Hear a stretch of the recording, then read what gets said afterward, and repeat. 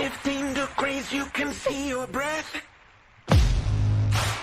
Out here in the lake effect, breaking tables like it's poetry. Where else would you rather be? Pinto Ron, Elvis in the lay poncho. The members that you need to know. 'Cause once you out here now, your family. Where else would you rather be? Where else would you rather be? Welcome into the Nickel City Crew. I am your host, Rob Crippen. Please like us on Facebook and follow us on Instagram and Twitter at Nickel City Crew. This episode, along with all of our episodes, are presented by Crippen Legacy Entertainment here on Spreaker and StreamYard. We're so glad that you're joining us for some of your Buffalo Bills and NFL content again today. And as always, these are my Bills thoughts said out loud. It's a vibe so ridiculous. Since 12 plus 83 was 6. The shout rocking like a symphony. Where else would you rather be? All right, let's get straight to it. I'm so excited for tonight's episode. I've been really it's been honestly just been a whirlwind for me as I was watching the game against the Dolphins. I was joking with Mama Mundy that it just like everything was just flowing right out of my head, and I had so many thoughts and so many different things that I wanted to get to tonight, and I'm just so appreciative and grateful to have everybody in tonight. Joining me tonight, riding shotgun as always, my co-host Adam Dump Truck Rupsick. Check him out on Instagram at Adam Rupsick, RUPCZYK. DT, click clack, we back. Holla at the crew, man. What's up? I mean, you look good with your little championship, little swag. I see you over there at 330 Linden. I see you there. Yeah, let's go, baby. Let's go. What's up, Nickel City Crew? Good show tonight. We got some of our favorite guests on with us. Oh, yeah. I'm pumped to get into it.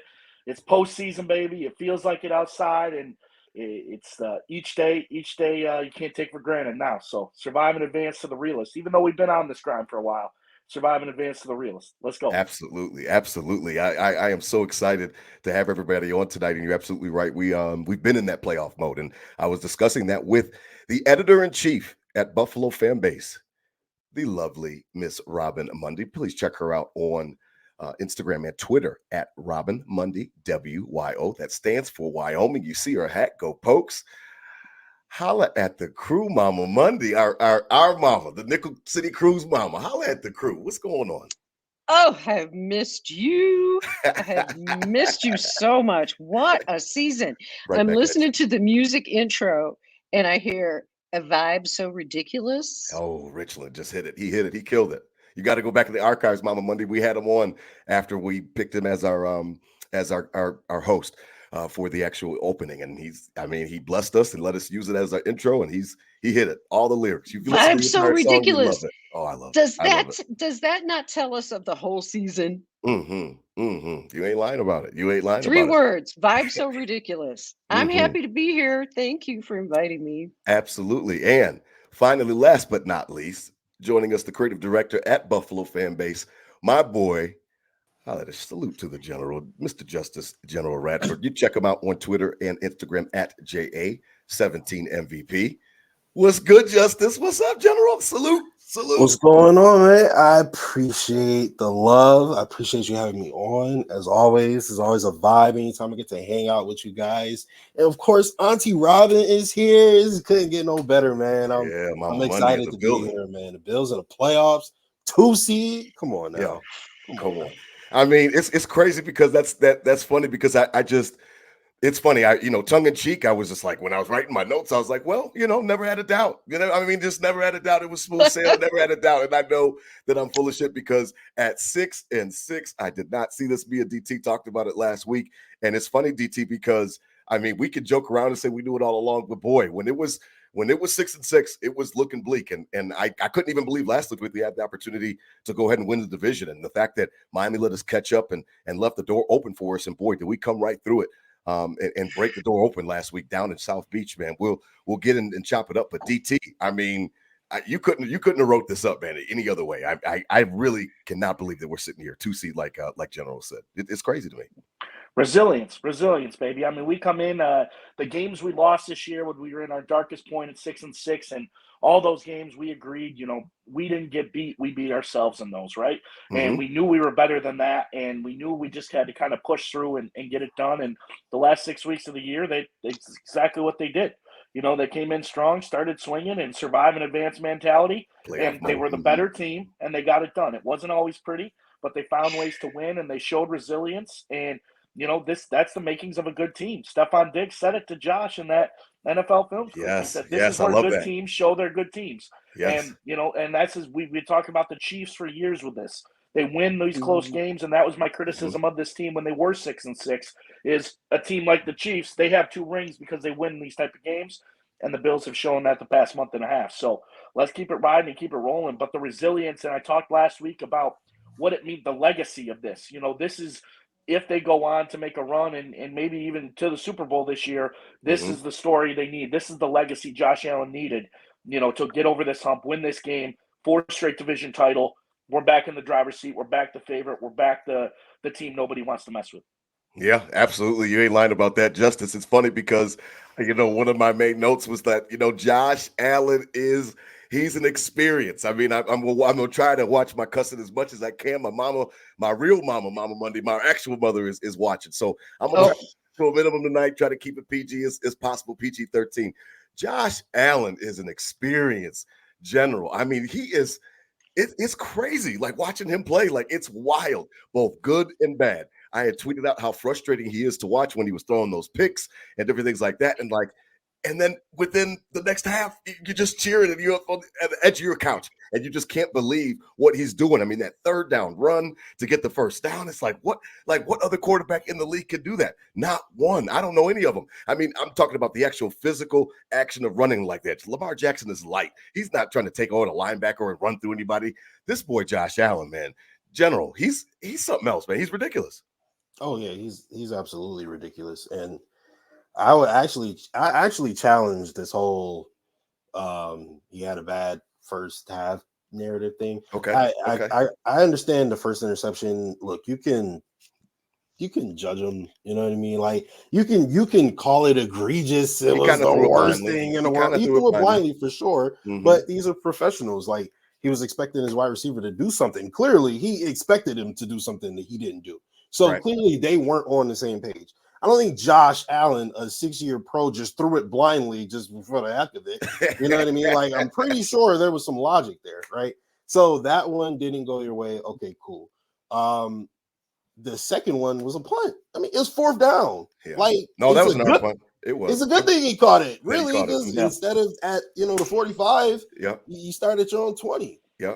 They were visibly when he ran over to the sideline and was celebrating, like the coaches and stuff kind of got into him for that. Should have batted it down. You should have batted it down. So absolutely right. And then, of course, the flat was open. I get that people make mistakes, whatever the case may be, but the interception itself was not like, oh my God, you know what I mean? So, and then the fumble. Your rookie offensive guard, who's a stud, by the way, just got beat by an all-pro. Like, that's all. He got beat by an all-pro. The guy's an all-pro for a reason. Christian Wilkins, he forced the fumble. Josh, obviously, you got to be more careful with the ball. But, people weren't frustrated with Josh's turnovers. They were frustrated because we were moving the football so efficiently and we had ample opportunity to score and we weren't coming away with points. Up and down the field. They were like, I'm frustrated because the Bills aren't scoring points, even though they're moving the ball like butter. Right. So I need something to allocate this frustration to, a reasoning as to why this is happening. Right. Because if you take them individually, they're not like crazy, horrible turnovers. Like you don't want to see them for sure, but it's not like he's just this airhead who just be doing stuff. You know what I mean? Right. Like that, which is the narrative that is trying to be created about Josh Allen, but he's the best quarterback in the world for a reason. If there was anything that I would say the game, where was he playing? Who was that? I think that was against the Patriots. He just couldn't. He could not get anything going. Like he was literally missing everything. Right. Yep. One of his worst games. If you want to tell me that was a bad game, I agree with you. But you're not going to tell me he just had 400 Yeah. 400 plus total yards, 2 tutties. And then and then the clutch factor on top of stop talking to me. All right. Look, man. Listen, it's ridiculous. But I love it. narratives are narratives, and people are gonna put I don't know what the hate against Buffalo is. I don't know why the national media hates Buffalo so much, or like why they hate our quarterback, but they really have a grudge against us for whatever we did. And I don't know, man, but it's funny because Mama Mundy. It's funny because I had joked with DT during the game. We were exchanging texts, and I said, Josh Allen is like he's like a toxic girlfriend, and I can explain. He's like, you're never gonna leave her. DT was like, she's smoking hot. I'm like, yep, she's a smoke show. You're not gonna leave her. She's amazing. She makes you happy, but when she goes on a bender, she is just almost impossible to deal with. And it was funny because I felt like that, watching him. No, I agree with Justus that it wasn't, the most egregious, but it was just very frustrating. Yes, the fact that they were moving the ball up and down the field on Monday. But you know what? Coming away but you know what, Rob? You're a toxic boyfriend. And you know why? You know why? Because you hold things that she did in her past against her today. Mama Mundy, speak to it, because I was trading back and forth with DT during the game, and that was the analogy I came up with. He's like a toxic girlfriend. You're not leaving her, but boy, she drives you crazy. And I have seen this man. That's funny. Now for 9 years. Mm-hmm. Right? Yes, you've got a front row seat. You're right. You've got a front row seat. Every once in a while, I go back and I'll plug into YouTube and look at some of his Wyoming games, in particular, one against Boise State. And you watch that game and you see right then exactly what I saw then is what we see now. The talent jumps off. He has not changed. Mm-hmm. He is authentic. Mm-hmm. And whether or not, you can say what you want to about his mistakes and all that sort of thing. And yeah, he could be like a toxic girlfriend, but you're just not going to dump her. No, get out. There's no way you're going to dump her because you're hooked. You are hooked. She's got too many good traits that you love. You're absolutely right. It's funny to look at it that way because I just chuckled when I was talking with DT. I laugh. That. Now, Mama Mundy, before we go to DT, because I think that there's a chance, and I want everybody's opinion on this, because there's a chance that he plays better when it's more chaotic. And I wanted you to speak to that because I know that you study the mind, because it seems like, and Chris Collinsworth even said it on the broadcast when they were doing 2-minute drill, it seems like that is when he is at his best, when he's at his most calm, when he's actually in the most control. And I thought about DT and I when we had broken down some of his press conferences, where he had that one press conference where he's like, I don't know, I just need to slow down and I need to think more and zero positive energy and all this other stuff. And then he said at the end, he's like, well, I don't know, maybe I just need to think less. And it was like, wait a minute, you just contradicted yourself within the last 10 seconds. So it's a situation where he seems like he plays better, like he's more in control when things are chaotic. It's the weirdest thing. It is a very weird thing. And for any of the listeners that don't know my background, I was a psychotherapist in another lifetime. So I have a different perspective looking at players and the mentality of the game. And you're very right to say that he thrives under pressure. Seems like it. Because he does. And there are certain people whose brains work that way neurologically. And Josh is one of them, where chaos actually creates, now this is going to sound counterintuitive, but it creates calm in his mind.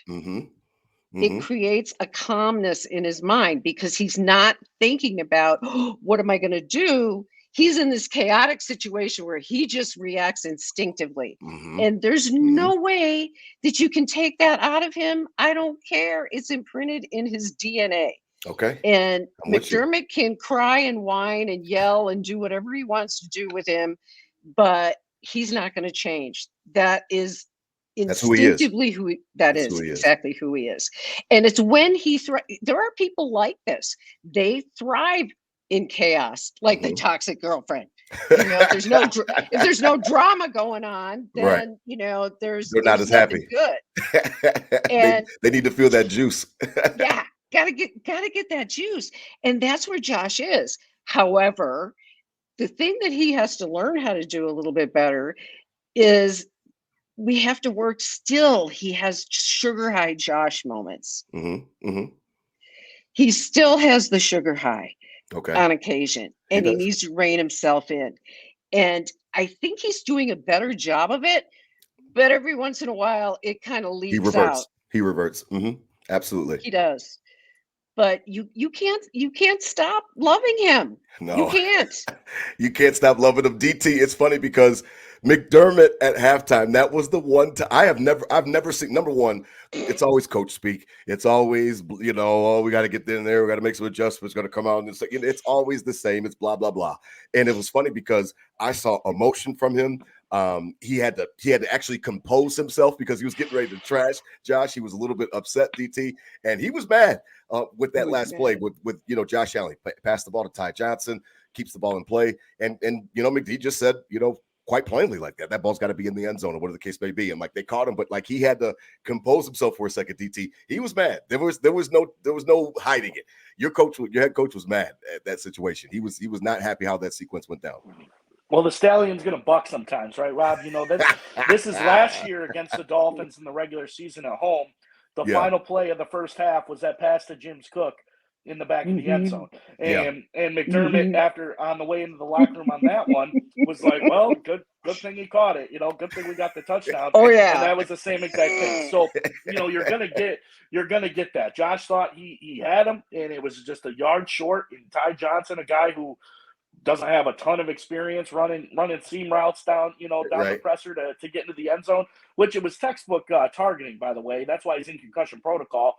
Took the knock directly to the helmet, but they're not going to call him in that situation. No. I understand that. What do you want the defender to do? So, but exactly. So you're gonna get the Stallion to buck a little, and the same exact thing happened last time they played Miami and Buffalo. Last year, and they ended up scoring, so it was all good. So you're going to give a little give and take. Going off of what Robyn was saying about the kind of controlled chaos, I agree. I mean, you watch that play when the interception with Gabe Davis, like they got to figure that shit out. This has been too many times this year where they did that in Philly. Yeah, and in multiple times where Gabe Davis looks like he's running a half-ass route, not looking for the ball, and the ball's coming and it gets picked. It's happened all year. They got to figure that out in the film. And that's one thing. But the deep ball to Diggs where he missed him. He had awesome protection there. Yeah. He was in the pocket clean, and all he had to do was step up and make the throw. And he kind of easy one. Yeah, he thought about it a little too much and overthrew it.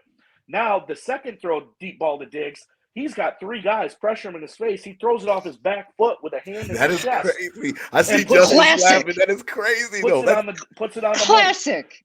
That's what Robyn's talking about, though. That's what Mama Money is talking about. Exactly. Yeah. The exact definition of almost he needs to be under that pressure to make a good throw and within reason. I mean, I want him to be protected. I want him to stay upright, with everything. But I just when she was talking about it, it kind of made me think about those. I noticed that in the game, like, man, he had a clean pocket and he still couldn't make that throw. Like, can he not just throw the deep ball? And then a couple quarters later, he's got three guys in his face off his back foot and puts one, on the money over right in the bucket. Right into the bucket. So, that's kind of the Stallion buck sometimes, and McDermott has the right to be upset with them when we're in the beginning of the year losing games because of it. Now it's kind of turning that way. So I'm not upset with McDermott being upset with it. But you gotta this isn't changing. This is stuff we're gonna be seeing, and the chances he takes, and when they connect, it's the best play in the world. When they don't, there's question on it. So that it's half full, half empty mentality. But that's something I noticed that when he's got pressure, it's easy. When he doesn't have pressure, it almost looks like he double clutches. Do you agree, General? I mean, I know that you are. I mean, look at your handle at JA17. You are one of his most staunchest defenders. I mean, but do we have any credence on that? Like, it seems like he thrives in chaos. I don't know. It's a 30,000-foot view, but I really think that it's spot on. I wouldn't call myself a defender. I would call myself a Josh Allen truther. Yes. Really, okay. Honestly. Okay. I don't want to misrepresent you. No. Because I don't feel like I defend him. I feel like I give. You just point out the obvious. It's like there is a narrative being pushed about him, every single week. You know what I mean? And so I'm just literally like pointing out how stupid people are. That's all I'm doing. Like, you know what I mean? So, but as far as being thriving in chaos, I mean, he's the Joker. He's an agent of chaos, but it's only because he was bred in it. He had to be. He was born in it, right? You come into a team in 2017 that is coming off of their first playoff appearance in 17 years. Right. They have no structure on the offensive side of the ball at the very least. They had good defense, right? No structure on the offensive side of the ball. He had LaShawn McCoy, and that was it. Yep. He had wide receivers. He didn't have a tight end. He didn't have an offensive line. He didn't have a fullback. It was him and LaShawn. Yeah. And it was just bare bones. It was Josh, LaShawn, and vibes, right? So he had to. He grew up in it. You're absolutely right. Yeah, he matured in whatever he could do in order to make it work, right? So then in the second season, you take away LaShawn and you give him Frank Gore for whatever reason. Still don't understand that one.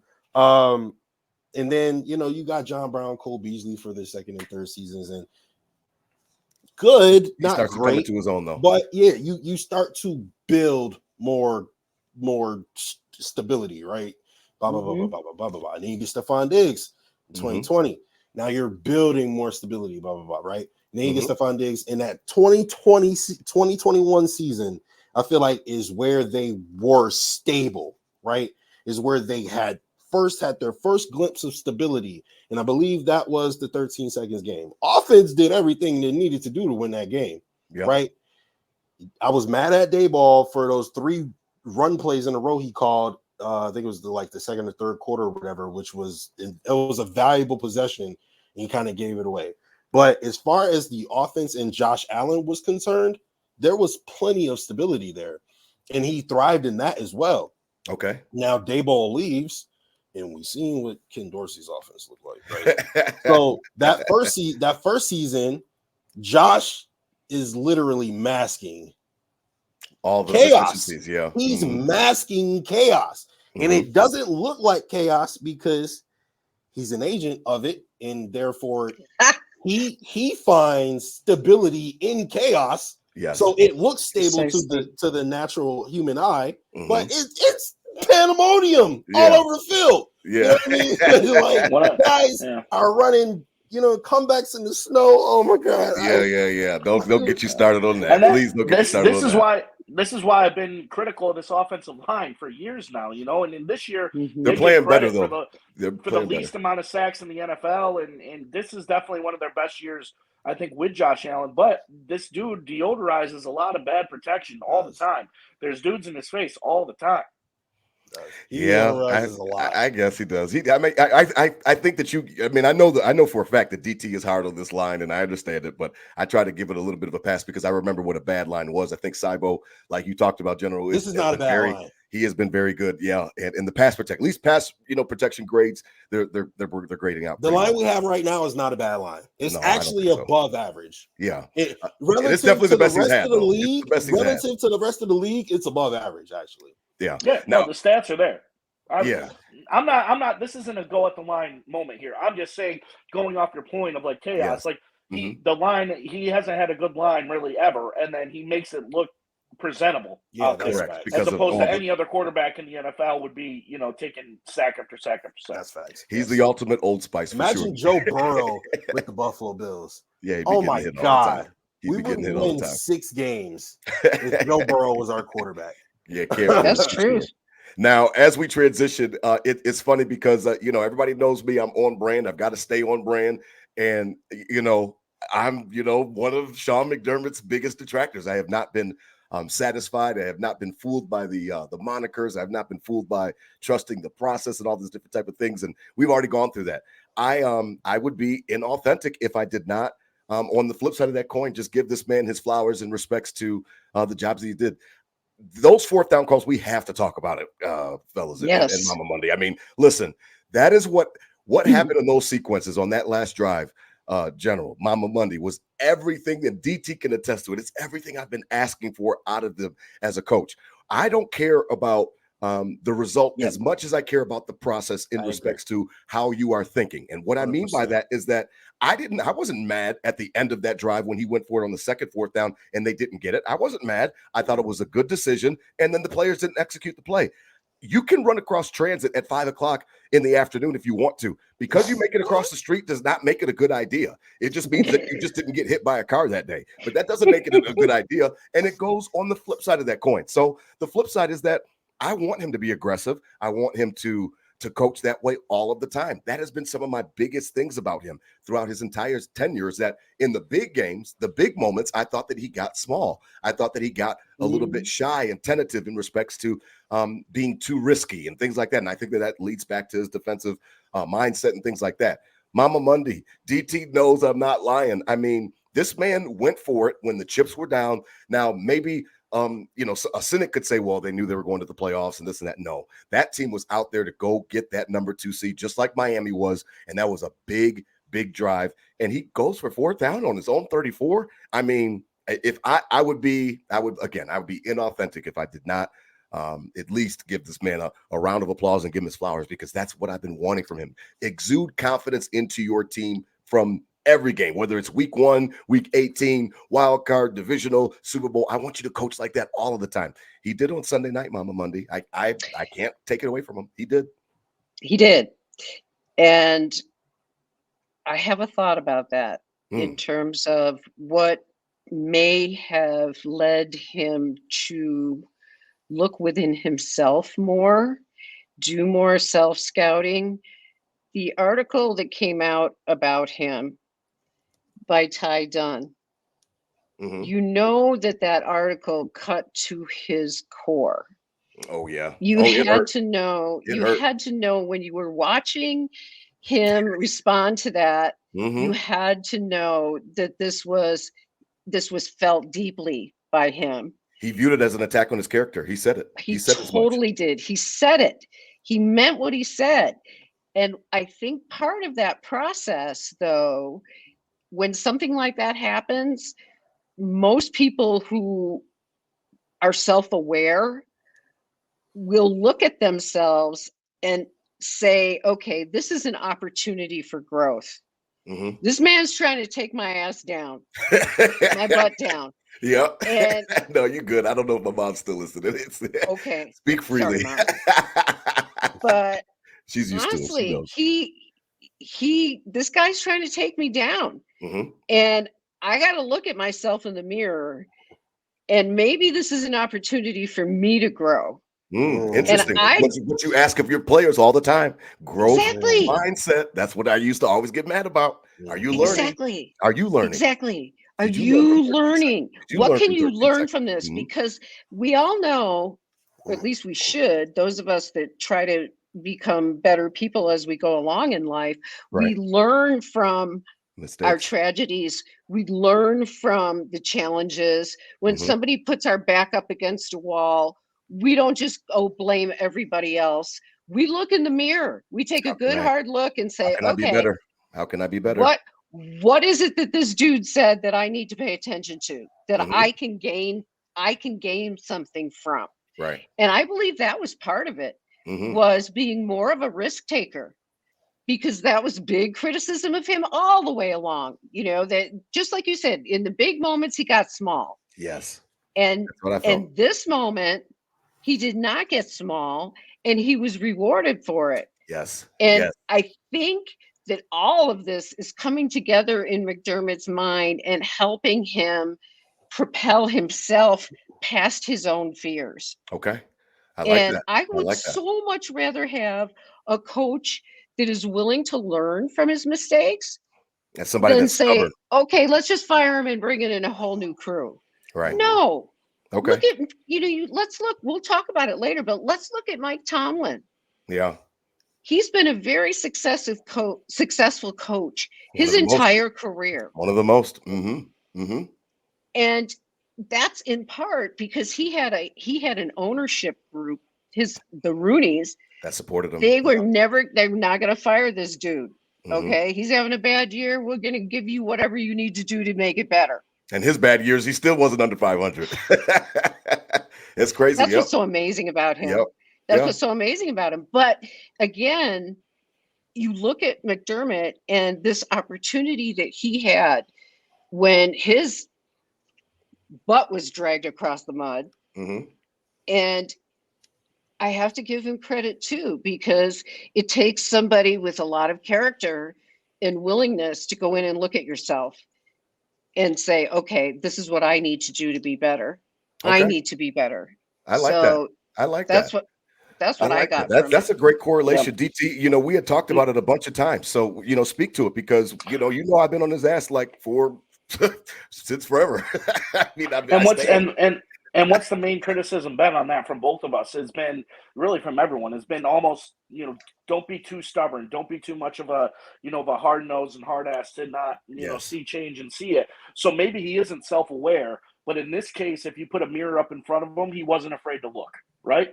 And that's exactly what, this is kind of, I don't know if it's direct correlation or not, but the vibe you're talking about and the vibe we're getting to is, not taking risks to not do something wrong and, not be blamed like, oh, you did that and now we lost. Like you need to, it's changed to, we're better than you. We're doing this because we're closing out the game, and that was the right call in that situation to go for it on fourth down in your territory, in their territory. If we can close this out, we run the clock out, we win the division, we're better than you. So we're going to make this run. So it's not so much of, taking the risk and like, oh, I don't know if we should, I don't know if we shouldn't. It's taking the risk to show like, all right, we're the better team. Let's go out and get it. That's what the good teams do. That's what the good quarterbacks do. And, it was good to see in this game when it was kind of on the line and it didn't come as easy and they had to go earn it. He looked in the mirror, wasn't afraid to look. All right, we're better than this team. Let's go get it. We got 1-7 under there. Let's get it done. And they didn't eventually. They closed it out on defense. That's the transit road point. That the flip side of transit road is that what I mean. It doesn't matter what happened at the end. It's the fact of the process. How are you thinking? How are you operating? So I'm with you. Exactly. And that might be the key. He might have not been self-aware and he might have not think he was doing anything wrong. He's the head of this. He knows he has to be tough and hard-nosed and stubborn. But when someone put that mirror up, he wasn't afraid to look, and we're division champs. Yeah, absolutely. Now, as we transition, well put. I mean, both of you guys have hit it on the head. As we transition, it's funny, General, because I mean, he took over the D, and I loved Leslie Frazier, and DT knows that. I did. I enjoyed his defenses. They were always top 5. I thought that he was a great professional. I think he got a raw deal. Because I know that he wants to be a head coach again, and he really did get an opportunity. I know the Rooney Rule and all that other stuff with the interviews, but I don't think he's going to become a head coach again at his age. And I enjoyed his time here. However, I laughed and I scoffed at this whole narrative, and I heard it from Joe Marino, and I heard it from a lot of people in the offseason that McDermott's more aggressive, and they talked to Ron Rivera, and he's aggressive. He's an aggressive coordinator. That's his nature, and that's his nature. And I'm just like, I don't buy it. I have to again say, that I was wrong about McDermott. General, his defense is much, much different than Leslie Frazier's, and it is definitely more aggressive. It's more multiple.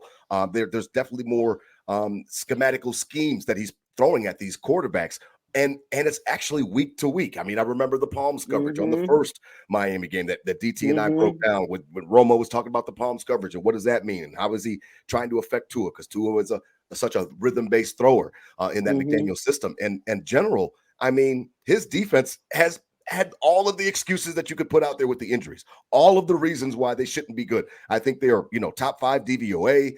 They're 12th or something like that. They're, top 5 in points allowed.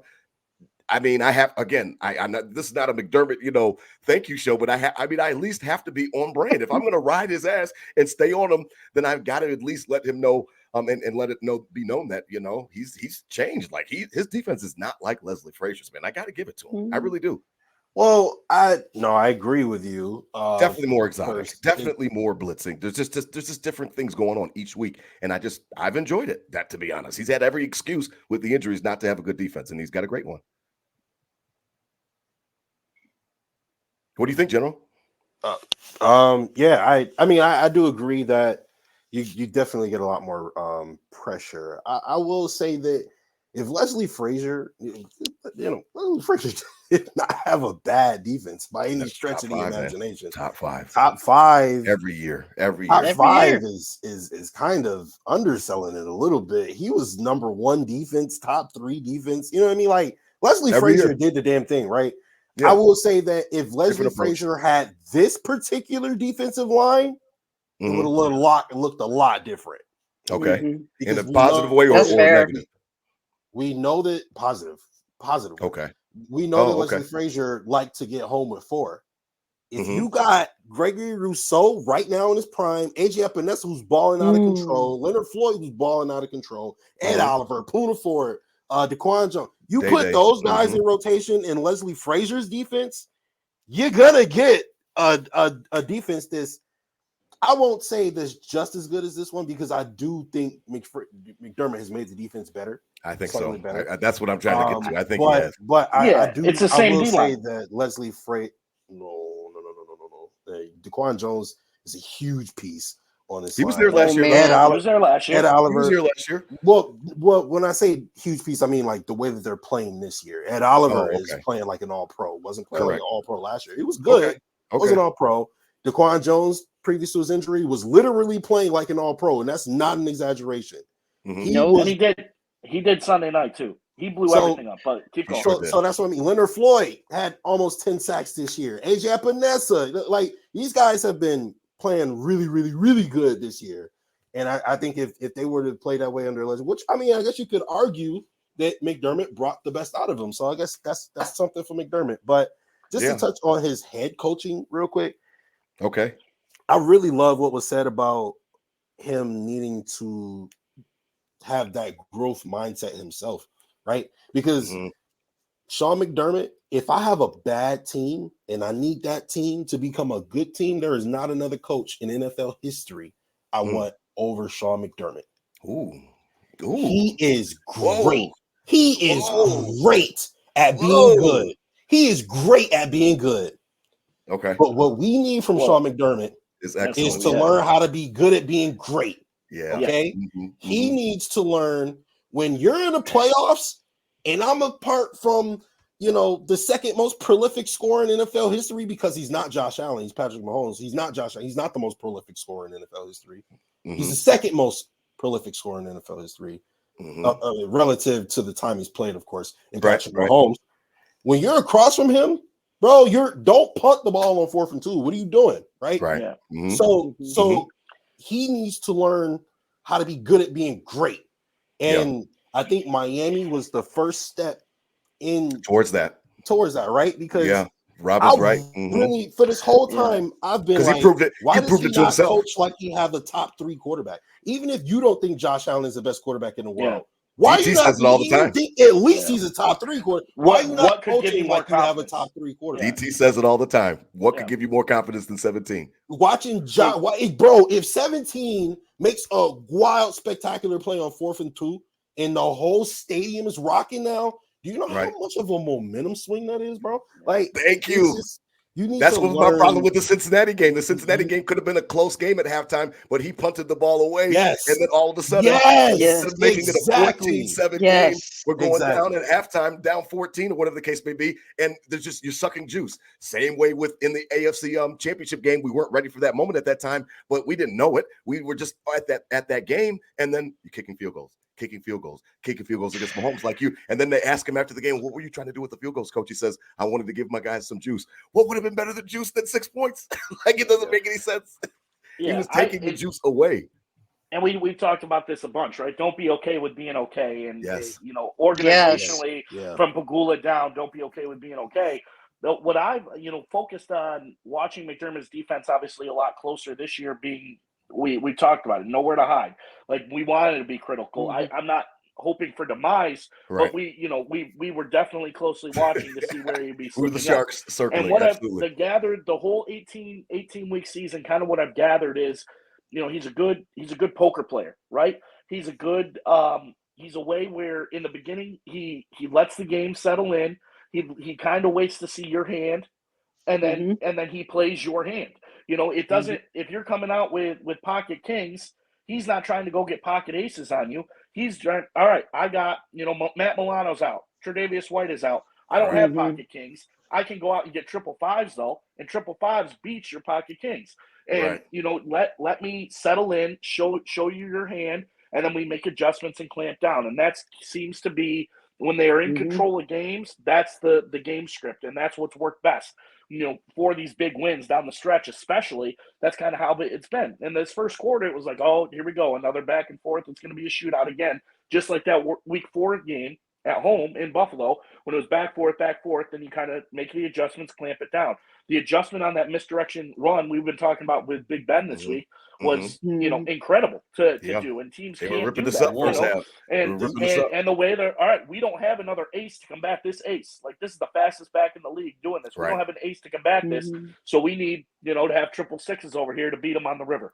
And Right. that's, you know, and that's kind of what I've taken in this 18-week season of he lets it settle in, sees the other player's hand, and then comes back with what we can beat them with, not try to match it, just what we can beat them with. Oh, I I like it. don't It sounds like understand DT's been poker, playing some time in the but that casino. was a great analogy. If I He's been spending understood some time poker, in the I would have casino. probably appreciate that more. Shout out to Nickel City Crew. We've got some listeners in here following along with us, and we love it, man. Shout out to Josh Kluhl. Again, my first lieutenant. I'm the mayor of Section 104. He is my first lieutenant. I mean, he's the top chief assistant there at Section 104. So shout out to him. Shout out to Nova Grove. And then absolutely shout out to Mama. My mom, Simplicity. Mama. Yeah, she's still in. She's Yeah, I listening. saw She's that. hanging in. She's Good. hanging tough. So I appreciate it. Shout out.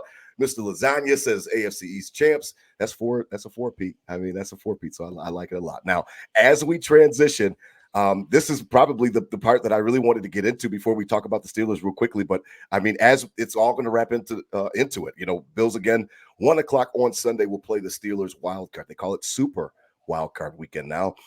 It's really going to be interesting. I'm starting just to get this feeling. It's in my gut, and I don't know what. I mean, obviously, I'm Bills Mafia. I'm a fanatic. Yada yada. Season ticket holder since 2009, so I'm obviously already rabid. It doesn't take me much to get me there. However, I pride myself on being a realist.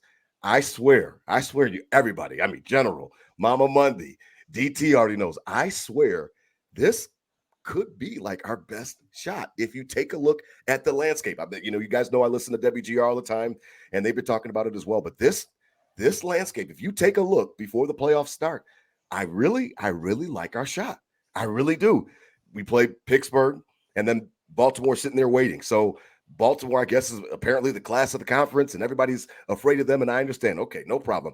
I could have sworn that McDermott has always had a great plan for Crazy Eight Lamar Jackson. Could have swore. I think they're 2-1 against Lamar Jackson.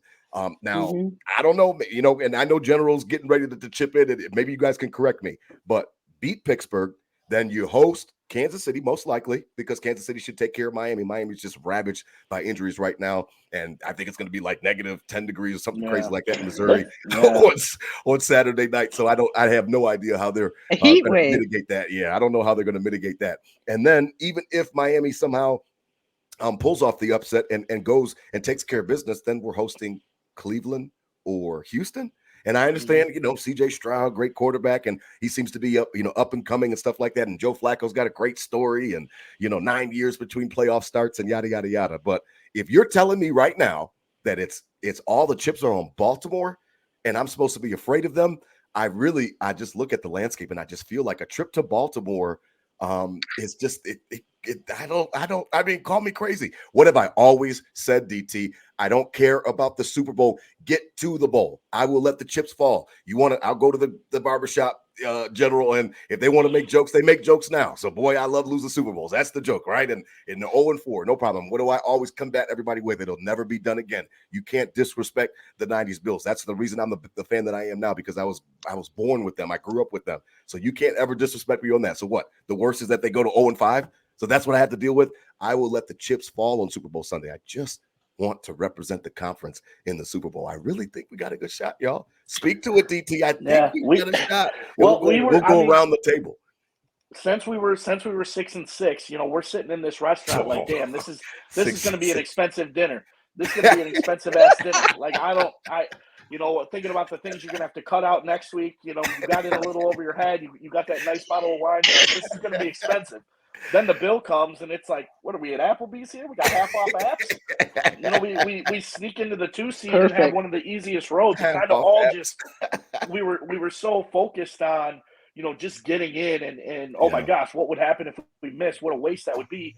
Then to automatically in and then having the best route other than having that 1 seed. And, you know, it's storybook all the way around. The Steelers coming in here as 10-point underdogs, granted, tough team. We'll get into that in a second. But then, you know, you have a chance in the next game to flip that storybook of the Kansas City Chiefs and Pat Mahomes taking his first ever away he finally gets on a plane. You know, and finally get on a plane, General. Mama Monday gets on a plane. Making it happen. And, you know, and me, you know, yelling outside of the Hilton on Saturday night or whatever else I got to do. Banging to get that script going. Or you have a rookie quarterback and you have a rookie quarterback who plays in a dome with all his weapons kind of hurt, or Joe Flacco, who, you know, we'll leave it at that. So the script is there. It couldn't be more favorable other than being the 1 seed, obviously. Right. But we never even were thinking about sniffing 1 seed ever. You know, even in the first part of the, like, after the first loss, it was like, yeah, we'll see. Right. And then 6-6 for sure weren't thinking about it. And now we have one of the best, you know, storybooks you could kind of play out. So, you know, thinking it was going to be expensive, it turned out to be, you know, cheaper than we thought, and we got to take advantage.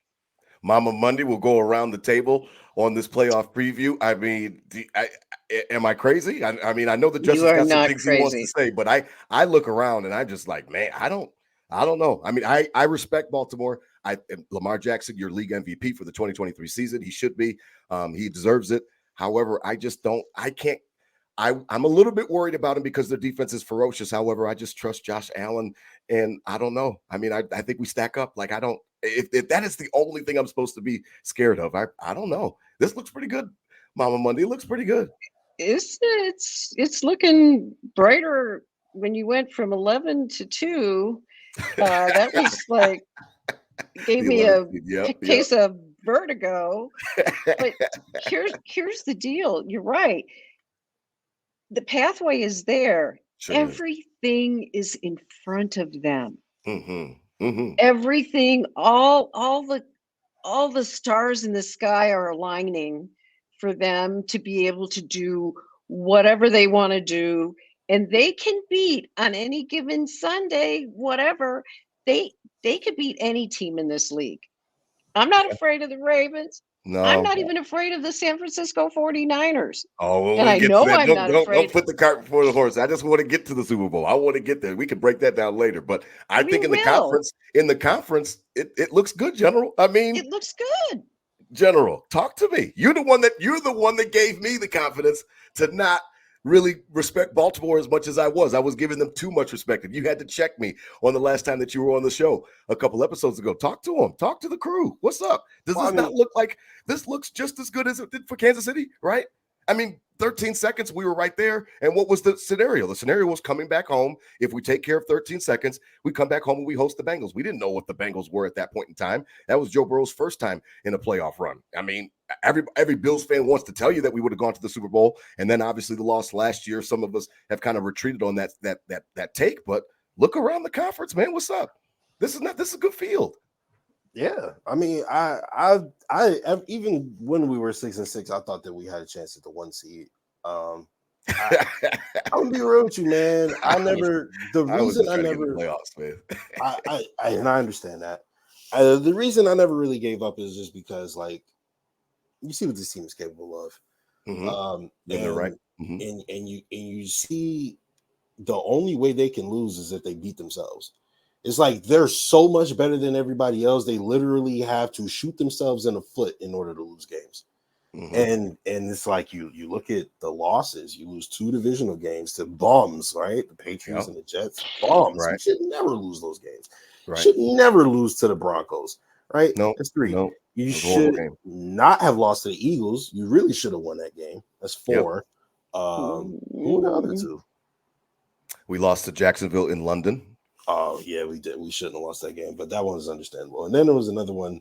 Oh, the Jets. Oh, no, that was one of them. Anyway, my point is I'm not scared of anybody because we are far and away the best team. We have the best quarterback. And when I say because everybody, the Firing narrative around the away, Bills, firing away. see, hold on, the narrative around the Bills is the Bills go where Josh Allen takes them, and you never know Correct. what kind of game you blah blah blah. Dog. Mhm. As much as we're going to talk about Kansas City's defense and Baltimore's defense and San Francisco, our defense is it. Like our defense is legit. Great. It's So great. I don't understand why like they're just being discounted completely, right? Like that makes no sense to me. And then on top of that, you also have the best quarterback on the planet. Like, you know what I'm saying? So even if their defense may be better than us, it's only slightly. It's not like far. Yeah, no, they fly around the ball. We fly around the ball. We They fly around forced the ball. turnover. We first forced the third most turnovers in the league this year. So we win here this week, and then of course, you know, we'll have Miami coming back to us, and we'll beat them again, right? No, Miami would go. Miami, if they win, they'll go to play Baltimore. If they pull off that upset, if Kansas City wins, as they'll face us because the highest seed will face the lowest seed. So that's why I said if Miami pulls off the upset or whatever the case may be, then they'll go and they'll play the Ravens, and we would get Cleveland or Houston. Oh, so if everything goes according to form like we think, and Kansas City wins in the cold, then Patrick Mahomes will have to get his pretty ass on a plane for the first time in the postseason. And that is what that's not gonna happen though, because they're not gonna win that game. The Dolphins are gonna win. You know how many injuries they have? Okay, we can talk about that another time. No problem. Listen, they got tons of injuries. Rob, I'm telling you something. All right, I'm telling you something. Okay, watch what I say. Watch what I say. Okay. So all right. So then we got Cleveland coming to us. Cleveland or Houston. Yep. And I don't think Miami could beat Baltimore. So then, of course, we'll have to go have to go slap around Baltimore in Maryland. You know what I mean? Ain't no problem. You know what I mean? So, I'm with Auntie Robyn. Every time you're more confident than I am. Look, man, I'm with Auntie Robyn. You blow my confidence out the water. Hey, bring me party. Bring me party. Y'all don't even want to go that far. Hey, bring me party. All right, bring me Shanahan. If the Bills that's make who I the want. Super Bowl, I will be DT. I will be like or even bring me Prescott again so he could get walked all over again. Oh, right? Man, I'm not even thinking that far, man. I swear, if the Bills make the Super Bowl, DT knows this about me, man. I will just be overjoyed just to be there. Not if they lose, you gonna cry. I'm gonna cry. No, I'm talking about I want the experience again. I was 5, 6, 7, and 8 for the Super Bowl run. I want to wake up on Super Bowl Sunday as an adult. I was minus 3, 4, 5. Okay, so I want my first experience too. If they lose, I'm gonna cry.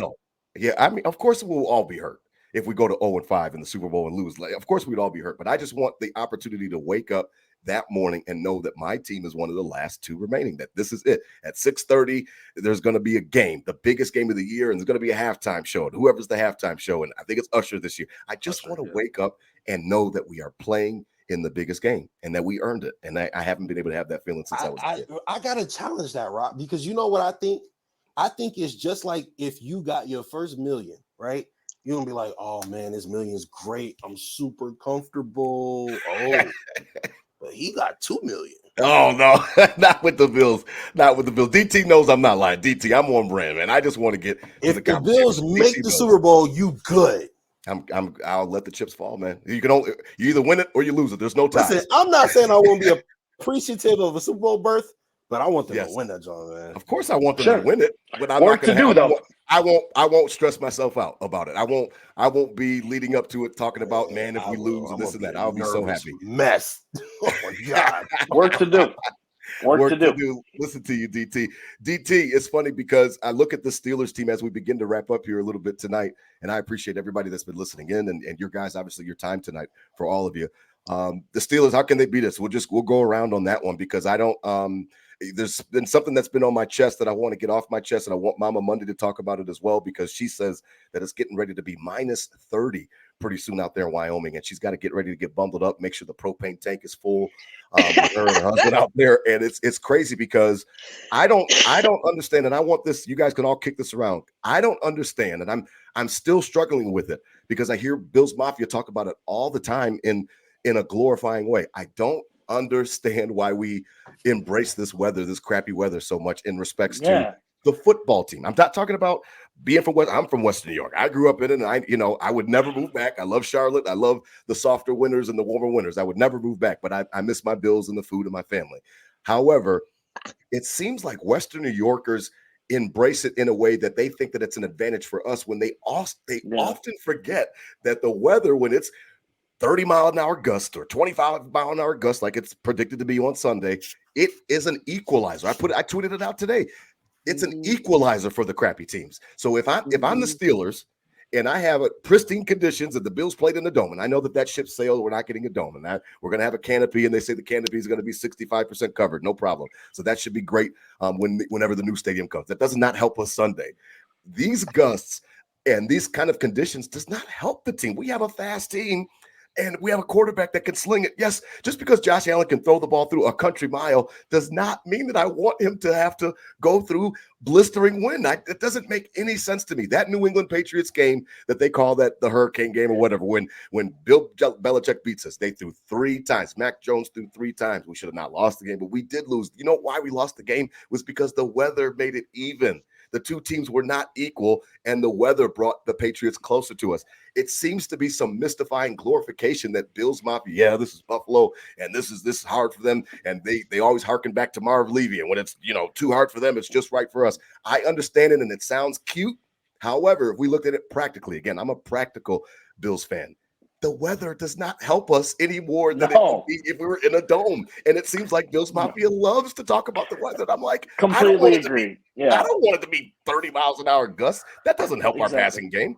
That doesn't make sense to me. And I think that goes back to the scars from the drought, right? Of something that we didn't have any. Our punter was our best player for years, Rob, and Brian Norman, and and the fan base had to start materializing things to have an advantage for them, right? Breaking tables so it's in the tailgate. It's the weather. We're playing the Pittsburgh Steelers 3 hours down the road. It's going to be the same weather in Pittsburgh. They deal with the same junk day in and day out too. I mean, there might be an advantage, if you got the Dolphins coming up, or if you got Houston coming up with a rookie quarterback who plays in a dome. Okay, maybe. But why are we better than a lot of teams is because we have 1-7. Yes. And if 1-7 can't do what he does best, then it takes that advantage away to some It does. So thank you. I completely agree. It gets on my nerves. I think it's dumb, it's BS. But I will argue the fact when you say it's an equalizer, sure, it could be. But the fact when the chips are out here, it's a big game. It's wild card. Survive and advance, right? Right. This Pittsburgh Steelers team, granted the Bills team was down. We were in some dark times this year, but we were, still at the wheel of the ship. This Pittsburgh Steelers team had dudes not finishing plays, had Ben Roethlisberger in an open interview saying they don't know what it takes to wear the black and gold, like legit organizational problems. Coming out of them this year, and they have a nice little run at the end of the year and squeeze in. This isn't a situation where, just because it's weather and they're the Steelers and they beat you up and it's ground and pound. Like we've shown we can ground and pound too. Granted, I would rather it be a good day and have all our weapons and be able to have that 10-point spread, to top notch. But and I agree, Rob. It's BS that people are talking. I don't know. It just seems not an advantage. It just seems like they love it. I'm not going to dig into the equalizer to the fact that this Pittsburgh Steelers team, just because it is cold, now we're on the level playing field.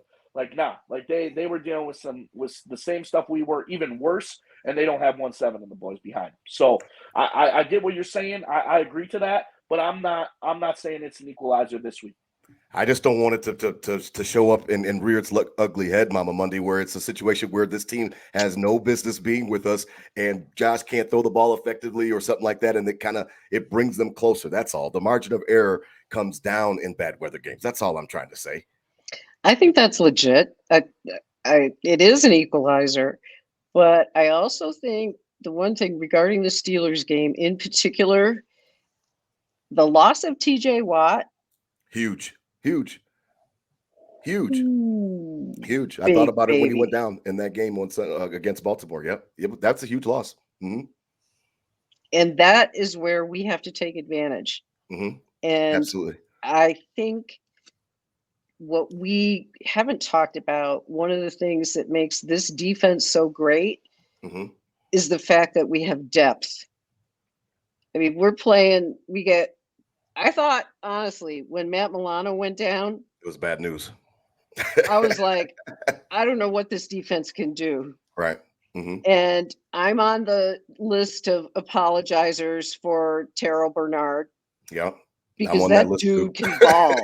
He can. I'm on that list too. Yep. I did not see that. That dude can ball. Yep. Pound for pound, he is dynamite. Yep. And so I think with where the Steelers are concerned, they've lost the best player they have on the team on offense or defense. Correct. And it is not going to be as daunting a task, I would say, okay, as it would be if we had TJ Watt. But I will say you never write off a Mike Tomlin team. Yeah. Ever. Yep. Because he will have those players motivated and he will get the most out of them that he can. And one more thing about Mason Rudolph. Mason Rudolph, he might not have the strongest arm, right? But he is, I don't want to say a grizzled veteran necessarily, but he's been around the block. He's been around a while. Yeah, he's been around for a while. And how many quarterbacks has Pittsburgh been through since Mason Rudolph has been on the team? There's been a few. There's been a few. He's always been the backup, though. You know, he's always always there. He's He's Mr. Reliable. And Najee Harris is. They love to run. I'm sure they're going to run it a ton of times Sunday. And they play hard because they're in a division where they have to play hard all the time. Yeah. So I think it's a mistake to kind of just look at the Steelers and go, oh, well, they just sort of back their way in, no problem. I don't fear them in the sense that I might fear a different team. Okay. But I definitely respect them. I respect their game and I respect their head coach. Oh yeah, I've got a ton of respect for Mike Tomlin. Yeah. General, what do you think? How can they beat us? I mean, I'm being honest. I'm not trying to dismiss them like Robyn had said, like Mama Mundy said, but I mean, I just don't. Other than the weather, I don't know. You know, I remember driving up 650 miles for the opener 2 years ago, and Pittsburgh beats us, and I was so mad driving back. I was so mad because I'm like, that team is not better than us. I just drove all this way, and they lost the game, and it's a block punt and this and that. I guess I would think that it's got to be special teams, weather, something silly. I don't know how they beat us, General. Well, the Pittsburgh Steelers cannot beat the Buffalo Bills. That's just the fact of the matter. All right. Okay. I'm taking it. I'm writing it down. I mean, write it in ink. Unfortunately, what can happen is the Buffalo Bills can lose to the Pittsburgh Steelers. Okay. All right. The Pittsburgh Steelers are not capable of defeating, like literally going out there and saying, yo, we're better than you. I don't care if they're not capable of that. Okay. Right? Okay. But 30-mile-per-hour winds, as you said in the chat. The last time a crappy team came to our stadium in high winds, we lost. You know, of course. Now this time we have a much more sustainable run game, a much more like certified run game. I think that James Cook is one of the best backs in the world or in the league. Ball security. I heard somebody on Twitter say ball security. Man, I mean, that's important. Man, you don't get do-overs. It's just like this offense is filled with uber talented players who just pick the most inopportune times to do stupid stuff. Man, yeah, that touchdown was a dime. That was a dot. Man, between Josh Allen, early Dawson Knox, James Cook, and Gabe Davis. Yeah, uber talented and just picked the worst times in the world to just fold. It is wild. But like I said, it would have to be like Josh throws like 3 interceptions. The wind is like crazy, like you know. And I really don't think that'll happen, especially to playoff Josh Allen. Josh Allen doesn't play the way that people think that regular season Josh Allen plays. He's in the regular season. Who will be our best running back? Who will be our best running back Sunday? He may be the best running back in the league. I mean, if we're being honest, like maybe Lamar might be a little better, but You look at, like I said, it'll just take the Bills just be focused. If the Bills just go out there and say, let's not turn the ball over, catch the ball, go to the ground without the ball leaving your hands, and we win this game. If the Bills don't turn the ball over or don't commit like a ridiculous amount of stupid penalties, we'll win this game easily. Really, I mean, they don't have TJ Watt. They can't do any because our defense is better than their defense. Correct. And they have Mason Rudolph. And just to touch real quick on the stadium thing, I don't get it. I don't understand that. Oh yeah, no. Like I know the ship has sailed. A ship sailed. I know that. And you take a look at every team in the AFC North: the Ravens, Browns, Bengals, Steelers. They all have employed a mindset of defense crazy tough and run game crazy tough. Right. And then the Bills is just lollygagging like, hey, we got the best quarterback in the world. Okay, we got the best quarterback in the world, but no, the wind is our advantage. Like, I don't understand that thought process. That doesn't make sense. I mean, that's why I wanted the dome, and the dome is gone. So that ship has sailed. So maybe the canopy will help out. I don't know how that really helps. I hope so. I hope so. I just don't. I think that we fantasize about it, and when I say we, Bills Mafia, we fantasize about it being some type of advantage, and I think sometimes we forget that it's the same for us. And just because Josh Allen can throw it, like I said, a country mile, he can throw it real hard, doesn't really mean that it's not. The receiver is still cold outside, so that ball's still like a cement rock when it comes to the receiver's hands and stuff like that. So that's all. It is what it is. So we'll see how it works out. Now, as we begin to wrap up tonight, the Nickel City Crew Tailgate Report is presented by 26 Shirts here on Buffalo Fanbase, the Bills Mafia Podcast Network. Head on over to 26shirts.com for all of your latest Buffalo-themed T-shirts. Again, they all support a great cause. I brought it up earlier today just to kind of check it out. They've got some cool ones. Volume 14, shirt 10 is Ask Me About My Family. That's a real cool one. And it's got the Buffalo on there, the Bills Mafia play on the words there. I like that. They've got one for the Bills division. It's a comeback one. And then they've got a new one, brand new one with reigning champs with the Buffalo uppercutting the Dolphins. So that was some cool shirts. So head on over to 26shirts.com. Again, part of the purchases and portions of it support a great cause. So look up Del Reed out there and check out the website. Now, this week, DT, you already know I cried. I cried to you the other day, man. It's tough, man. I coached my Kings basketball team. So this is basketball season right now. So I've got the first game of the day at 9:30 in the morning on Saturday for Nate. And then I've got the last game of the day at 3:30 for Bobby. By the time we get done with the game, 4:30, then I got to get home. Then I've got to get on the road. I'm probably not on the road till 5:30, 6 o'clock. Drive up 9 hours. It's just not. It's not feasible. I don't like even driving, to be honest, at nighttime that long anymore. I like to get up early, crack of dawn. Then I can kind of follow the sun. And I get on the road 6 or 7 in the morning, and I'm there, 3 o'clock, 4 o'clock, and it's a lovely trip. And you get to see all the foliage and stuff like that during the fall. It's just not in the cards, DT. I already cried, man. I'm not gonna cry to you again, man. I'm gonna miss the tailgate. I wish I could fry y'all a turkey. I want to fry y'all a turkey. It's just not feasible, man. I get on the road that late. I'm not getting there till 3, 4 in the morning, and then I'm gonna go to the game. Like I'll be up all day. Then I gotta find a way to sleep after the game because I gotta leave Monday. In negative wind chill. In negative wind chill with snow and wind. No, I don't care about the cold as long as I can get up there. Get the Kings a couple W's. Let's get some wins on Saturday. We'll bring home the windiest Sunday, and then we'll we see can you get ready back for the divisional. When Patty and the boys come next week. So now I'm missing that all one. Good. Don't you mean Flacco and the boys? Oh yeah, or whatever. I don't understand. Oh goodness gracious! I don't know. We'll talk about that another time, Justus. I think you're crazy, man. Miami. They're warm weather. How are they going to do Rob? 10 degrees? You know what, Rob? Next Wednesday, I'm gonna come back on and I'm gonna tell you I told you so. Right? And then after that, then I just want the lotto numbers, so it's all good. We can build a whole new studio and all of that stuff. So it's all good. So DT, what are your plans, man, for the weekend? I know that the tailgate is going to be lit. I know it is. Yep. Been in contact, obviously, with Big Ben and the crew. He's got a big crew coming. I'm still figuring out my logistics. I have some things going on after the game.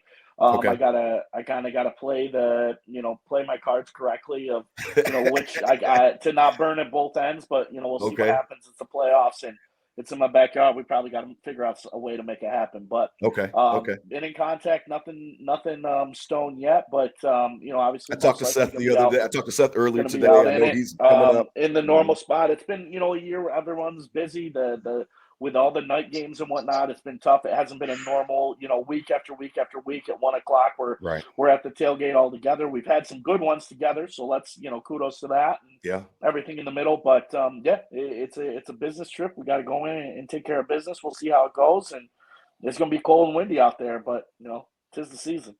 'Tis the season. Mama Mundy, all the way out Mountain Time in Josh Allen country out there in Wyoming. What are your plans for Sunday? Sunday, 1 o'clock, Phil's Steelers. Well, we're still going to be below zero, and so there won't be much travel involved unless there has to be. Low key here. You and your husband? Now, you said he doesn't watch the games with you, or he does? No, not with me. Absolutely not with me. No. I love it. You sound like Howard Simon. I lock myself in my room, and I swear at the clouds. Like, yes, me too. That's funny. That's so how I roll. So you're isolated. I know that you had told me that he doesn't watch them in the same room with you. So I didn't know if that doesn't apply to playoffs. It applies, and it especially applies in the playoffs. I love it. I love it. You don't need that extra way. stress. Somebody saying something stupid. I totally understand it. I get it. Justus General up there, East Side Buffalo. Rest in peace to the Jefferson Massacre victims. You are right there in the heart of things. You already know I went to church right down the street, Jefferson and High. What you doing, man? What you gonna do Sunday, man? Get some wings, get some good pizza. What you got planned, man? Going to a party? I mean, how do you consume your bills? This is a big game. Like, that's why I asked Robyn, because sometimes the plans change for playoffs. I mean, it could be. I'll be watching it with Nate as always. So what you gonna do, General?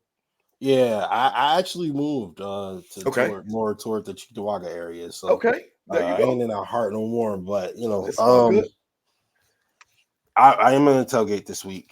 You are okay. Yes, a good friend of mine got me a birthday gift, and definitely want to go collect on that. That's what's up. Are you heading into the game too, or no? The Bills are undefeated when I tailgate, so definitely gonna do that. No, I am not going to the game. I don't enjoy going to the games, honestly. And also, Joshua, hey, who's your favorite Green Mountain employee if it's not me? Like, what is that? What's happening right now? Yeah, Josh, my man Josh Clue, Section 104. Curtis has a question that we're going to get to after you explain. So what you going to do, man? What's the plan? So you're going to go to the tailgate, then are you at a bar after, or you going to come back home? How are you going to consume it? Home, brother. I'm going home. Brother. Okay. Yeah, man. I'm not a social butterfly. Okay. Ain't no problem with it, man. I mean, the playoffs just bring out something out of everybody. So I always love getting everybody's plans, and that's the whole point of the Nickel City Crew Tailgate Reports. It really started with me and DT letting everybody know about our all of our fun that we're having at the tailgates, and then it's kind of morphed into something more where we want to know where everybody's going to watch it. So that's what's up.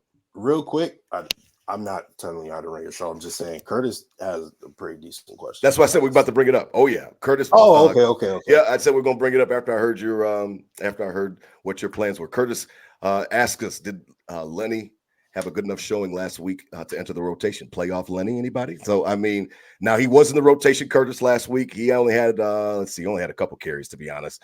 It wasn't much on the ground, but he had 7 carries for 20 yards on Sunday. I don't know. What do you think? I mean, playoff Lenny is a real thing. Ask Tom Brady. They've got the ring to prove it. So, and he's good out of the backfield. He can catch the ball. So I don't know. What do you think, DT? Yeah. I mean, he got a little bit of run. I think it's over for Murray. I really do. I think he's older, and what he was bringing to the team, he already brought. I mean, I heard he ran that players only meeting. Yeah. The players respect him, but he's old. He's almost as old. Yeah, as no, me, I agree. And we signed football old. We signed Fournette later in the season and kind of eased him into this with, I think, with hopes in, to get him ready for the playoffs and get rolling. And, I think with more opportunities, he's going to give us more, if not better, than what Latavius Murray did throughout the year. Like you said, he can catch the ball too, something that Latavius wasn't great at, but, could slam it as well. So I'm open to see opportunity. I'll give him reps and see what happens, especially if Ty Johnson out, with a concussion. It's going to be a lot harder to, not give him reps. If anything, he should be worried about what Haley Steinfeld thinks. His hands on Josh's hips like that on those tush pushes might be get her a little jealous. Looks like they're going to the prom. Yeah, he was helping them out. The snowplow. He was helping them out. Yeah, that's funny. That's funny. What do you think, General? Playoff Lenny? Could he reappear for the Bills? First of all, season? I hold on. Hey, there's a lot of Latavius Murray disrespect happened, and I'm I not don't like disrespecting him. it. All right. I just said that he brought what he All brought. right. I don't like it. He brought what he brought. Listen, hold on. Leadership. Look, I don't. He ran that I players' don't think only meeting when things were going off the rails. I mean, I don't think you're wrong in saying that. Like, but I don't think that like he just can't bring anything else. I think that Latavius Murray was damn good for us. He averaged almost 4 yards a carry. He gave us 300 yards this season. Goal line though. He had 4 touchdowns. Like Latavius. But come on now, like it's the Bills. I just think the Bills are so predictable on offense. The Bills are so predictable on offense. But also Ty Johnson is in concussion protocol, so we're gonna see Latavius Murray regardless, right? Okay. So yeah. So I really appreciate everything Latavius Murray has brought to us this year. He's been a hard runner. He has gained ample first downs for us. He has been a spark plug. And he's not a receiver out the backfield, though. Oh, no.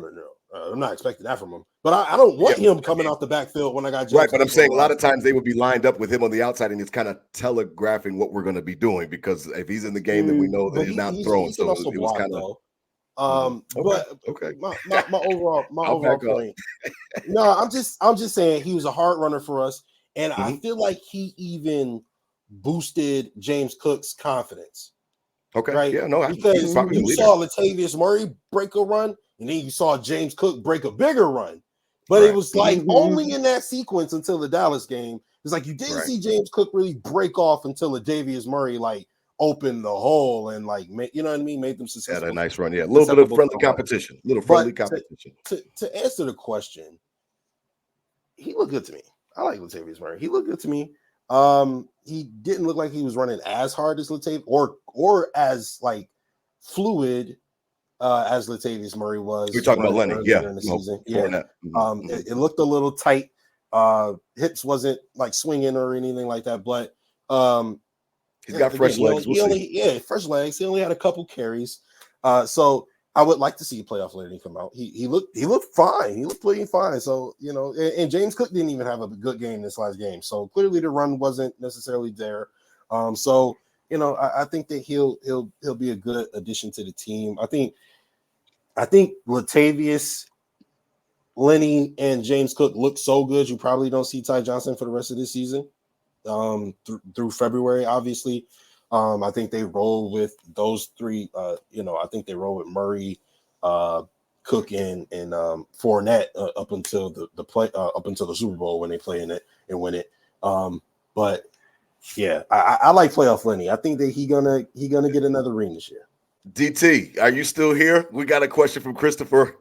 Will Von Miller have any impact on the game? I want to let you. I'll just lob that one up to you. I don't need to.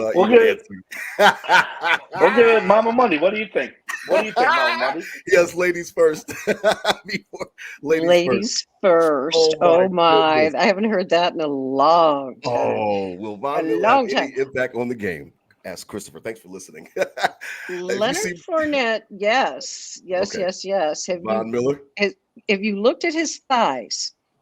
Oh yeah, no. Thighs are the answer to the question about whether or not you can push anything, because he can. He can. He absolutely can. But here's the deal. With Fournette, what I would like to see is what I would like to see them do with the running backs as a whole, which is allow them to get into a rhythm. If you have a drive going and things are going well on the ground, let's just keep rolling with who we have rolling. Okay. And let them get in a rhythm. Okay. Because I think that's the biggest thing. In Fournette, he gets stuck in and boom, he didn't have enough time to get warmed up. Okay. At all. Okay. So I think that it's unfair to these guys, and that's what was happening earlier in the season with Dorsey and Cook, in my opinion. Yeah, he'd have Cook in there, he'd pull him out, and he would never get a chance to be getting into a rhythm. And that's what Joe Brady saw, right? Mm-hmm. I think when he came on board, he saw, he switched it up. Okay, we need to feed this guy the ball and see what he can do. And because Dorsey never fed him the ball. No, you're right about Fournette, that. The same thing. What are your thoughts on Von Miller? Christopher wants to know.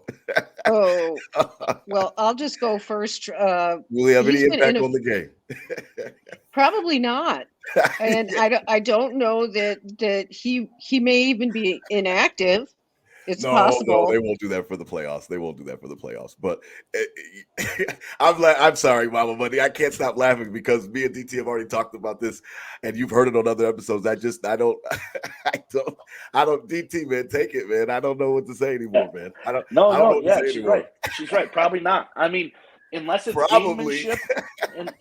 gamemanship, Oh goodness! Of like just pretending to play until the playoffs, and then he's going to turn it on. I don't see a solution. And I think that's what it was, Mama Monday. I was starting to ask DT, was there something wrong with him? Because I watched him as a whole specific game. I think it was the Patriots game, DT, or something like that. I watched him like specifically, and it was like I saw him like stopping on pass rushes, and I'm just like, wait a minute, now you are not. He just moves his feet and his hands real fast. Yes, and that's it. Really on a rush, and it was something where I think it was, you said DT, it was like Rousseau like outran what was something like that, like Rousseau outran him chasing a running back or something like that across the entire field. And Von Miller was already close, so I don't mean to laugh at Christopher or you, Mama Monday, but I don't have any faith to see. Give those reps to AJ Epinesa. Yeah. He's True. playing every year. I'll leave it and that. Shaq Lawson. We saw players, Deontay Hardy and Trent Sherfield last week, who, not even being critical, just spitting the facts of the year. They have both done absolutely nothing the entire season, like literally nothing. They were just roster spots. And then you come out and, in the biggest game when you need you in week 18 and have two of the biggest plays of the year and kind of earn your keep and earn your money. So we can only hope this is kind of a similar situation for Von Miller. We picked him up last year to be a game ender in the playoffs. Never made it to the playoffs. Came back, wasn't the same. Now, get yourself right. Can you do it in the playoffs? I'll give you one more chance. To create that Deontay Hardy moment, if you will, and a couple sacks to end the game in the playoffs would be all worth it, right? So let's get back to that. He just needs a couple to get us all back. And we just got to bank on that. We got to be positive on that. I am not going to hold my breath. Y'all gonna have me suffocating down here in Charlotte, so I'm not gonna hold my breath. I don't know what happened. I know that it's not. I don't blame the off the field stuff or anything like that. I think that it's just the injury. When you get that old and your body has to come back from it. He's already been through ACLs before. I just think that it's different. I don't blame Brandon Beane for giving him the bag. I don't blame Brandon Beane for being aggressive and bringing him to town. I was so happy when he came. DT was enjoying it as well. I love the fact that he chose us after just coming off winning a Super Bowl. I just think that injury last Thanksgiving, it really just messed stuff up. And I don't know really what we should expect anymore from a 30-something-year-old defensive end that's coming off of another ACL. But some ACLs, some guys, they take longer than others. Not everybody's Adrian Peterson. True. He is over the year mark though now, Mama Monday. He's well over the year mark. Yeah. It typically takes about 2 years. But even Tre'Davious White. Yep, Trey White too. Yeah, I guess. Yeah. I don't know. Exactly. I mean, he's half my age, so he's not old. I'm saying football. When I say old, I mean football old. Don't you start, Mama Monday. Don't you? My point is, we just need one. We just need one play. Yeah. And it's all worth it, Maybe the strip sack fall like nothing he's done this season. Come on big. I love it. No, you know what? Less than nothing. He gave us an unnecessary scandal. I don't even know why he's still on the team. That's it better be a strip sack if you're gonna be on the field. Like, I don't even like him on the field, to be honest with you. You know how it goes. So I mean, the athletes sometimes the better you are, the more that they'll be willing to put up with. So we'll stay out of the personal because again, I don't want to go to personal because people don't like when I talk about Josh. So we'll let it lie. I really appreciate all of your guys' time tonight. Nothing. Playoff vibes. We good, man. We good. Y'all not gonna rope me in, man. Listen, I really appreciate all of your help tonight and being and joining us again. The editor-in-chief over at BuffaloFAMBase, the lovely Miss Robyn Mundy. Check her out on Instagram, Twitter at Robyn Mundy. One thing I have to add, because I will be in big time trouble. Yes. We have a podcast, Tea Time with Robyn. Yes. We're live on Thursday mornings. It'll drop anywhere on where you find your podcasts on Fridays. We have a lot of fun. I T love is the T. bomb. I love Yeah. T. She's the bomb. I love Mike. He's a I real love good y'all friend of mine. together. That's Yeah, awesome. Yeah, Mike that's too. what's Shout out to Yeah, Mike. I like Yeah, Mike. for sure. But yes, Yeah. Throw you guys know. throw the link in our group chat, Robyn. We'll Okay. promote it. Yeah. We'll promote it for sure. Again, we love her. Thank you so much. Stay warm out there in Wyoming. We love you so much, Mama Mundy. Again, creative director at BuffaloFAMBase. You already know. I mean, we got big plans coming up for 2024. This brother gonna help us kind of take it by storm. And I really appreciate you as always. Salute to the Justus General Radford. Absolutely. Holla at him on Instagram and Twitter at JA17MVP. DT, I love you, man. You know I'm gonna miss you this week. Again, let's get Patrick Mahomes' pretty ass on a plane, and then I will make sure that I'm there for the divisional round, and I'll find somebody to cover. Just like him. I just can't. I Oh, can't make it this week. sorry, It guys, just I'm doesn't. It doesn't work logistically. Now, as we wrap up, a serious note. We are wrapping up tonight, but rest in peace to Dylan Brody Isaacs, Buffalo Bills fan, 30 years old, goes down to the game in Miami, is shot and killed in an altercation after outside of Hard Rock Stadium, like a few blocks from the stadium. Now, they say that people and witnesses or whatever said that there was some type of altercation. A guy in a car pulls a gun and kills him. And I just, I was talking to Robyn pre-show. I don't like the world that we live in when we do, silly shit like this. I mean, we've already talked about the Tops Massacre and spreading hate. Why do I end every show by saying it? It's not to sound cute or fun. It's to send positive energy out there. Spread love, not hate. I end every show that way on purpose. The fact that this young man went down there and doesn't come home is a tragedy. I know that they had talked about somebody that's going to be getting a GoFundMe page on there. So if you go on Twitter or anything like that, you'll be able to find some more information out about him. I know that they've been doing some write-ups, and ESPN already did a write-up, but just senseless. It doesn't even cover it. This is professional sports. It is entertainment. It's like a concert. It's like a movie. It's just a live production. No reason that you should lose your life for anything. I don't care if they said, fuck the Dolphins or something like that, or he's making fun of Fins Up or something on the way out. How does it go from I'm making fun of your team because we just won a game to you pulling out a gun and killing me? So I don't know what he said or anything like that. I don't care what he said. He didn't deserve to lose his life. So really sad. Whoever knows this young man that killed him, rat on him, man. Get him in jail, man. Yeah. I heard that he was with people in that car. Those people know. You guys have to rest and lay your head on the pillow at night and know that you just witnessed a murder. Tell him this, man. This is not cool. It's not okay. So rest in peace to Dylan Brody Isaacs. I heard it. It made me sick. It was the only thing that dampened all of the 4 Pete talk. Sunday night was when, the information came out like right before the Bills even got home. So we knew about this as well down there. Just really just senseless, just such a tragedy. So again, for the final time tonight, spread love out there, not hate. Spread love. It's a game. It's a game. It's a game. It's okay. It's entertainment. Should have never gone that way. So rest in peace, Mr. Isaacs. Hit them with the Go Bills, man. This has been a lot of fun tonight. I enjoyed y'all, man. Love Tonight. you Hit them with the Go guys Bills, so much. DT. Hit it with a Go Bills. Go Bills. Go Bills. Thanks Go for Bills. Go All Bills. right, guys. Go Go Bills. Bills. Divisional round. 1-0, right, DT? 1-0? 1-0. I love it.